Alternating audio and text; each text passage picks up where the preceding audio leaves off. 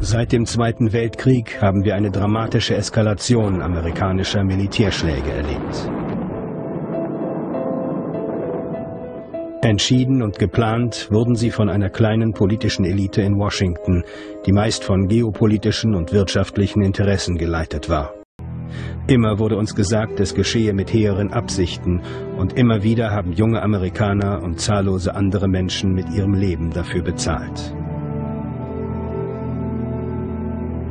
All das gilt auch heute noch. Die Dynamik ist immer dieselbe, bei der Besetzung des Iraks oder bei möglichen Zielen wie dem Iran. Und die Zukunft wird dasselbe bringen, wenn wir nicht begreifen, wie der Krieg in unsere Köpfe gepflanzt wird. Im Kongress hat es immer wieder einzelne Stimmen dagegen gegeben, aber sie fanden keine Plattform in den Medien. Auch wenn heute klar ist, dass sie richtig lagen. However difficult this vote may be, some of us must urge the use of restraint.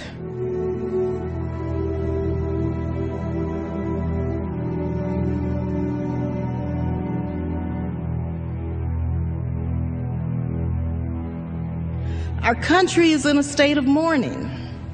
Some of us must say, let's step back for a moment. Let's just pause just for a minute.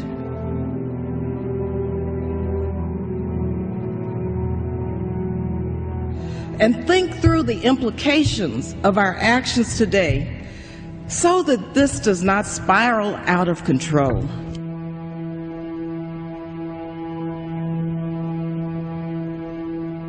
As we act, let us not become the evil that we deplore. Thank you, and I yield the balance of my time. Gentlewoman's time has expired. And this is a very common motif of history in the Es hat immer wieder Menschen gegeben, die als Außenseiter abgetan wurden, weil sie nicht mit dem Strom schwimmen wollten.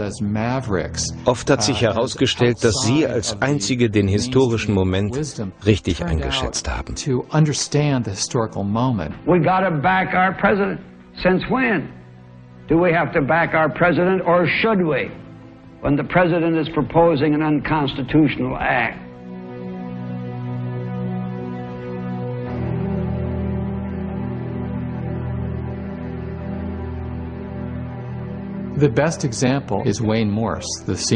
Das beste Beispiel ist Senator Wayne Morse. 1964 schwamm er gegen den Strom des gesamten Kongresses.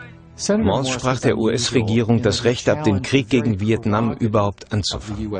Denn, so sagte er, es ist Sache des amerikanischen Volkes, über die Außenpolitik zu entscheiden. What I'm saying is, under our Constitution, all the president is the administrator of the people's foreign policy. Those are his prerogatives. And I'm pleading that the American people be given the facts about foreign policy. That the American people cannot formulate and execute foreign policy. Why, you're a man of little faith in democracy if you make that kind of announcement. I have complete faith in the ability of the American people to follow the facts if you'll give them. And my charge against my government is we're not giving the American people the facts. And that's the kind of faith in democracy. Dieses Vertrauen in die Demokratie ist in Washington nicht sehr verbreitet. Aber es ist eine gute Auslegung unserer Verfassung und eine gute Definition von Demokratie. Der bekannte amerikanische Journalist I.F. Stone hat einmal gesagt, dass alle Regierungen lügen und man ihnen nie glauben sollte.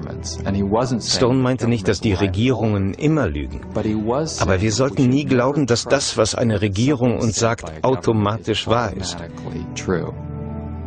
Denn wir haben die Verantwortung, hinter die Fassade zu blicken. Wenn wir die Tricks durchschauen, mit denen man versucht, das Schlachten schön zu reden, dann hat der Wahnsinn des Militärs, wie Martin Luther King es nannte, keine Chance. Wenn wir erkennen, wie viel Leid das Blutbad bedeutet, können wir den Lauf der Dinge ändern. Aber die Suche nach der Wahrheit ist nicht leicht und braucht unsere ganze Hingabe. The United States does not start fights. America does not seek conflicts. Our nation enters this conflict reluctantly.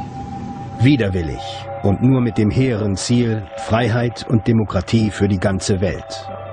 We want nothing for ourselves. Die demokratische Rhetorik soll die Leute überzeugen, dass manchmal auch unangenehme Dinge getan werden müssen. So muss man im Namen der Demokratie auch schon mal andere Länder bombardieren. Je öfter es gesagt wird, desto richtiger scheint es. Our cause of liberty, our cause of freedom, our cause of compassion and understanding. People want democracy, peace, and the chance for a better life in dignity and freedom. We want to lift lives around the world. Not take them. Of course we want to help other people. Die Botschaft lautet, Amerika darf nicht so selbstsüchtig sein. Wir müssen anderen helfen. Am Ende schaffen sie es, das Bombardieren von Menschen wie ein Akt der Nächstenliebe aussehen zu lassen.